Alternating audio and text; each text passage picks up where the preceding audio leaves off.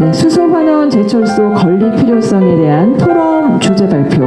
네, 이상석 동의대학교 환경공학과 교수님을 모시고 함께 하도록 하겠습니다. 네, 그럼 큰 박수 보내주십시오. 네, 안녕하세요. 동의대학교 이상석입니다. 앞서 기후변화의 새로운 시각으로 우리 박석순 교수님께서 말씀을 해주셨는데 어떻게 보면 좀 다시 현실로 돌아오는 것 같습니다.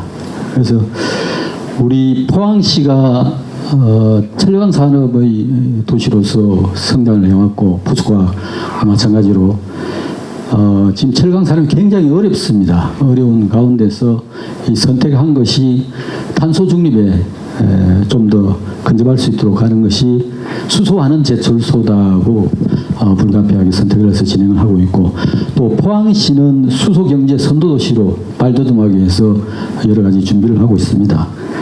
그래서 오늘 이 무거운 주제, 원래 이제 수소환원 제철소 건립의 필요성에 대해서 우리 패널 토론을 예정을 했습니다만은 뭐 시간 관계상 또 여건이 그렇지 않고 해서 패널 발표로 가늠을 하겠습니다. 그래서 먼저 제가 전체적으로 우리 수소가 뭔지, 수소의 뭐 기초적인 지식부터 시작해서 앞으로 이제 수소환원 제철소까지 가는 커다란 어떤 줄기를 한번 좀 짚어보고, 좀 더 심도 있는 수소환원 제철소의 필요성에 대해서는 우리 포스코에서 오신 이상민 부장님이 아마 결론을 좀 내려주실 겁니다. 학교 다닐 때 이 원소 주기율표 외운다고 고생 많으셨죠. 근데 그 원소 주기율표의 가장 첫 번째가 원소기호 1번 수소 하이드로젠입니다. 이 원자번호 1번인데 수소는 우주에서 가장 흔하면서 또 가볍고 무색의 원자입니다. 아래쪽에 보시면은 H2O 물이 있습니다. 그리고 NH3 아모니아가 있고 CH4 메탄이 있습니다. 이렇게 수소는 화합물로서 이제 결합이 되어 있기 때문에 이것을 앞서 에너지원으로서 수소를 추출하려고 그러면 많은 에너지가 들어갑니다. 그래서 이제 그런 비용이 많이 수반이 되겠고요. 또 다른 수소의 특성으로 보면은 이 기체 수소나 액체 수소가 밀도가 굉장히 낮습니다. 낮다 보니까 기체 수소 같은 경우는 공기의 14분의 1, 또 액체 수소는 물의 14분의 1로서 아주 가볍습니다. 그렇지만 이 부피를 많이 차지하게 되겠죠. 그래서 수소를 핸들링 하려고 그러면은 압축하거나 온도를 낮추거나 그래서 부피를 줄여줄 필요가 있습니다. 그렇지만 환경 친화적이고 CO2가 발생이 되지 않는다는 장점이 있기 때문에 앞으로는 이런 기술적인 난이도도 있지만은 수소가 에너지원으로서 앞으로 성장할 것이라고 보고 있고요. 이 수소를 만드는 생산 원리는 몇 가지겠습니다만은 우리 천연가스 이 LNG에서 개질해서 수소를 추출해서 만들 수도 있습니다.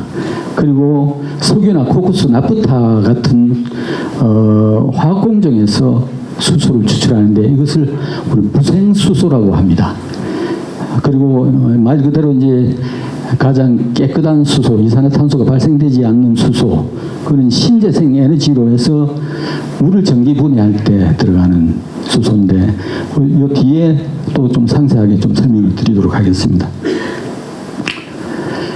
16세기에 프랑스 연금술사 라바지에가 앞서 보신 원소 주기율표를 제일 처음 정리를 했습니다. 거기서 하이드로젠이라는 수소를 이름을 붙였고요.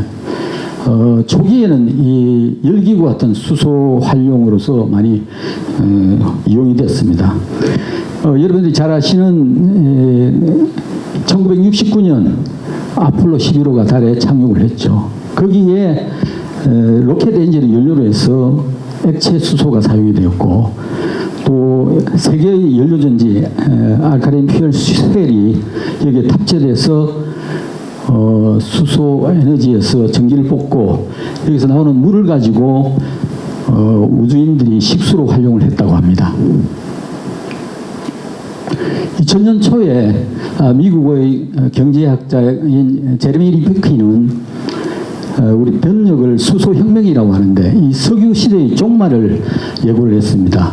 앞으로 에너지의 대변혁이 일어나고 여기에 수소 에너지가 앞으로 우리 일상에서 사용할 것이라는 것을 대변혁을 예고를 했고 현재 현실로서 이렇게 다가오고 있습니다.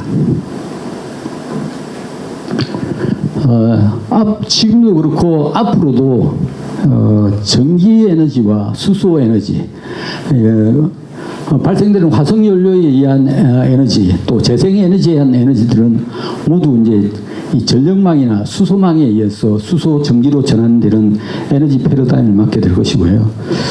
그래서 우리가 일상에서 이 운송이라든지 탈 것들, 그리고 향후에는 제철소까지 이 수소로 만들 수 있게 됩니다. 여러분들 최근에 지금 우리 포항에도 양극재, 전기자동차에 들어가는 양극재를 생산하는 특화단지로 지정이 되어 있습니다만은 전기자동차는 배터리에서 전기를 공급합니다.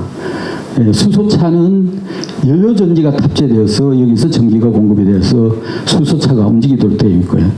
현재는 뭐 주행거리나 충전 시간으로 봐서는 수소가 유리하지만은 비용이 전기차에 비해서 엄청나게 높고 앞으로 수소는 아무래도 자동차보다는 상용차 위주, 장비 쪽으로 채용될 가능성이 많습니다. 그래서 가까운 울산시 같은 경우는 수소 전기 트램을 개발을 해서 올해 연말까지 시험 주행을 하고 있고요. 창원시 같은 경우도 수소 충전소를 확충해서 수소 도시로 변화를 꾀하고 있습니다.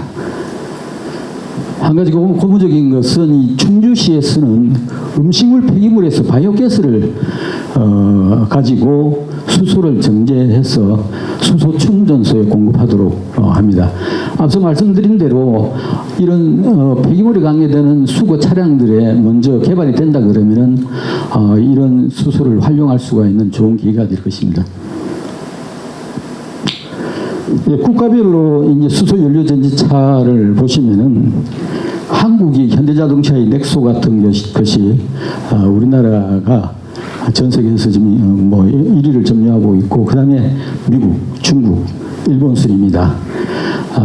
그런데 이제 올 상반기에 비교를 해보면 중국이 무서운 속도로 지금 따라오고 있습니다. 국가적인 지원을 활용하고 있고요. 우리 포항시도 이 수소경제 선도도시로 가고자 합니다. 여기에 대한 자세한 내용은 권혁원 일자리 경제국장님이 아마 또 설명을 해주실 건데 여기 보시면은 우리 수소의 생산 기지는 포스코 포항제철소, 부생수소를 가지고 수소 연료전지 발전, 수소 충전소까지 배관망을 통해서 갈 수 있도록 현재 로드맵이 되어 있고 사업이 진행 중에 있습니다. 지금 수소 경제라고 이야기하는데 이 에너지 패러다임 변화, 그동안 화석 연료에 의해서 이 탄소 자원들을 활용했던 거에서 이 탄소가 발생이 되지 않는 탈탄소, 수소 경제로 바뀌는 것. 그래서 자동차 등 이 수송용 연료와 전기, 열 이런 에너지원을 수소를 사용해서 경제가 성장되고 친환경 에너지원의 원천이 되는 것이 수소 경제입니다. 그래서 이제 우리 포항시도 이렇게 수소로 탈바꿈하기 위해서 준비를 하고 있습니다. 뭐 산업적인 연계성을 보면은 전후방 경제적인 효과가 엄청나게 크고 또 미래 성장 동력이기 때문에 이 수소는 앞으로 수송용이든지 산업용이든지 또 건물용, 발전용에도 현재는 기존의 화석연료하고 혼소해서 현재 터빈을 개발을 하고 있습니다.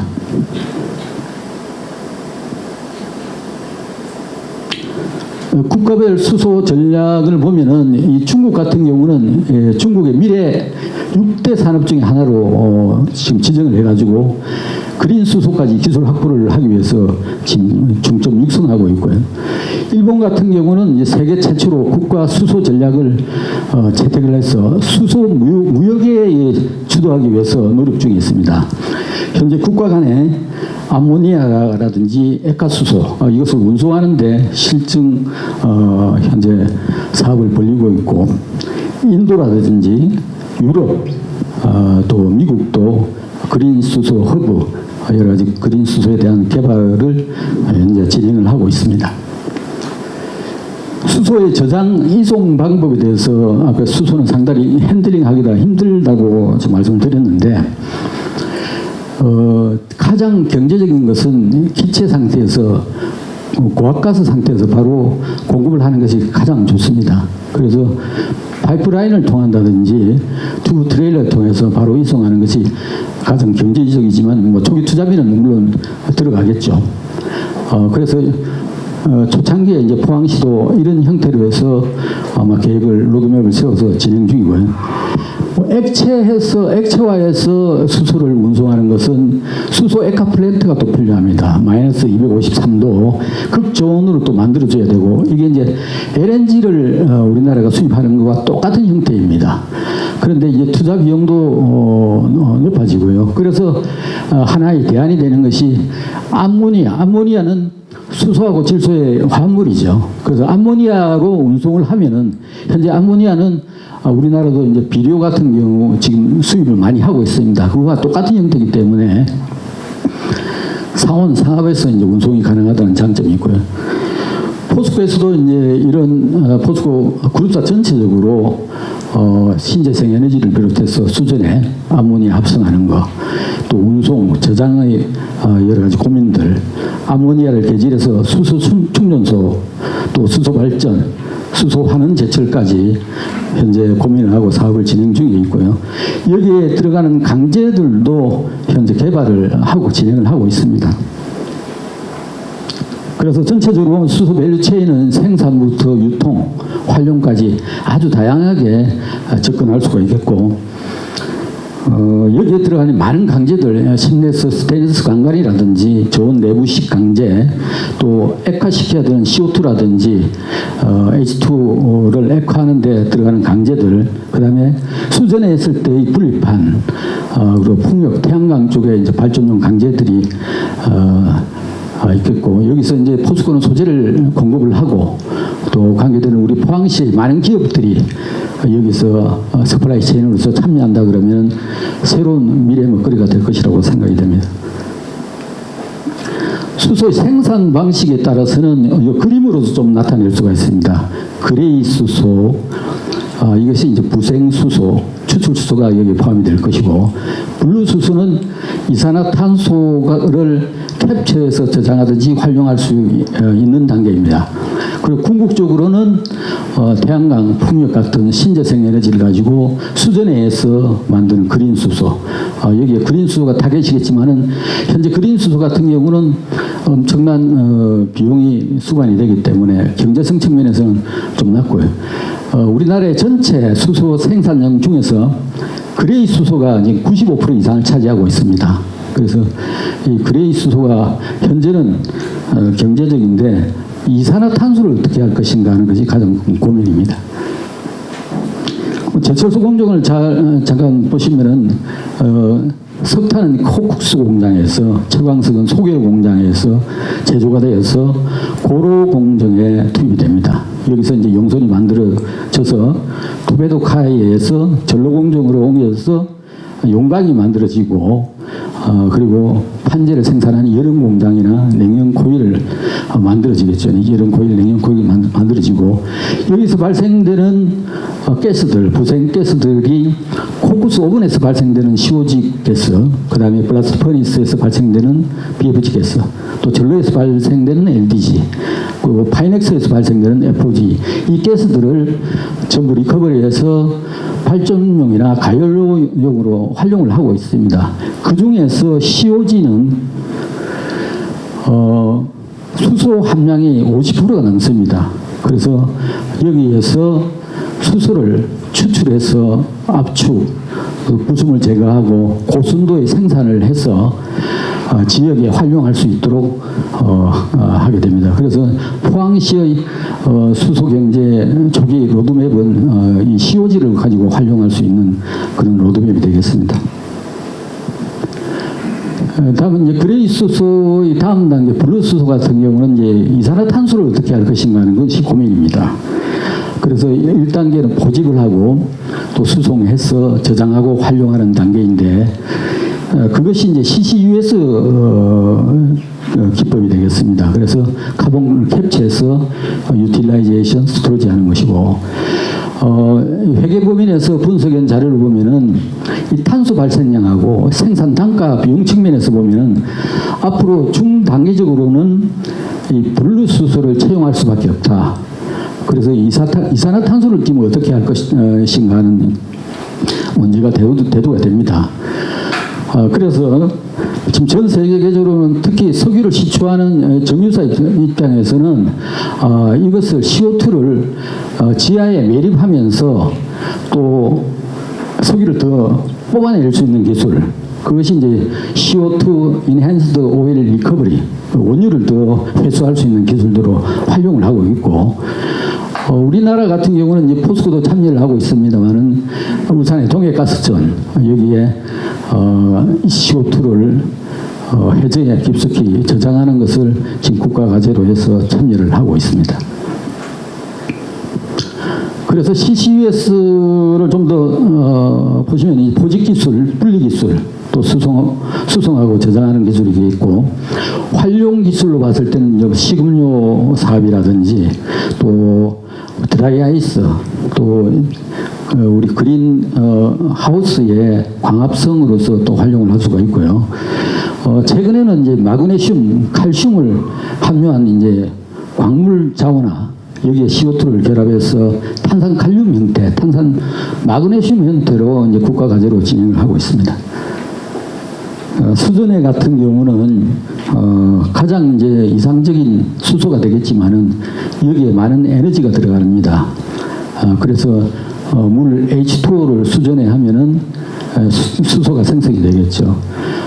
이 수소 자동차나 수소 발전 같은 경우는 역용하면은 공기와 조화가 돼서 전기나 열 에너지를 얻습니다. 그래서 연료전지와의 역반응이 수전의 반응이라고 보시면 되겠고, 우리 포항 같은 경우는 연료전지 발전이 국내에서 제일 처음 대용량으로 또 했던 한국 퓨얼셀이 있습니다.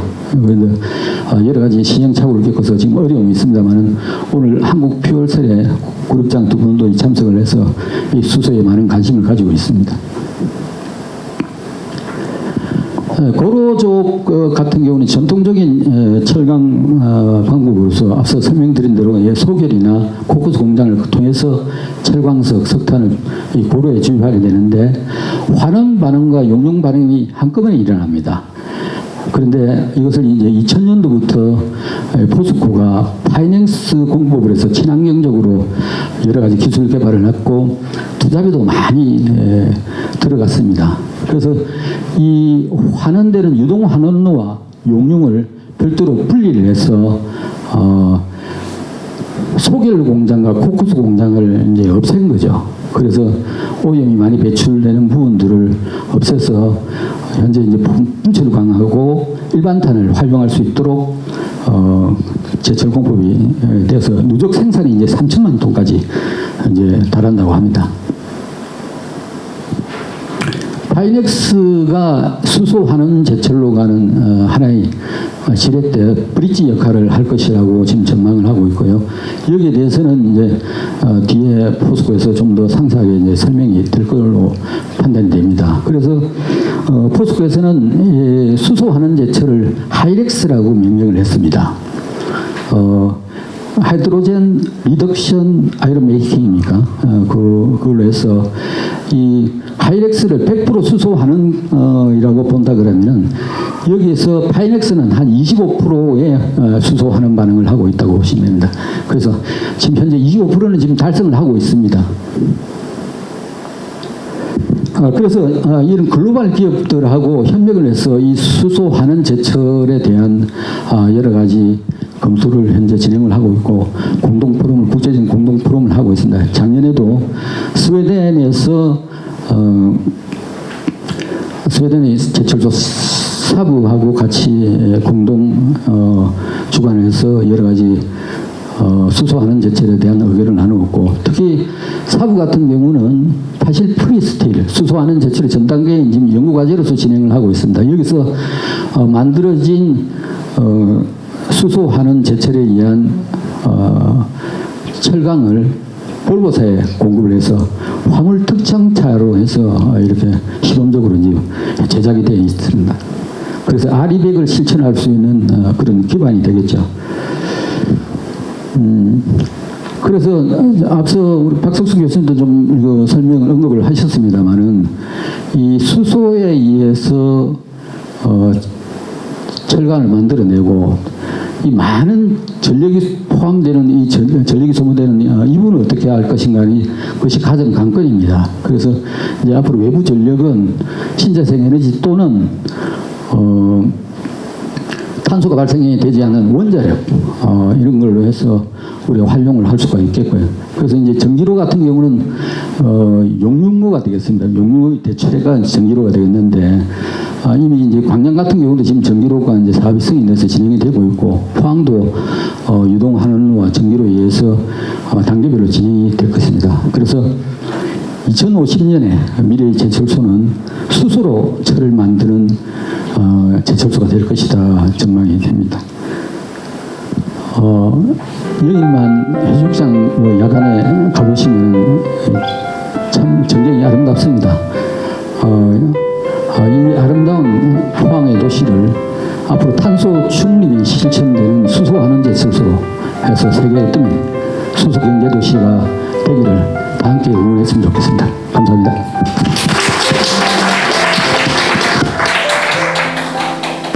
네, 고맙습니다. 네, 우리 이상석 교수님의 토론 주제 발표, 수소환원 제철소 건립 필요성에 대해서 함께 하셨습니다.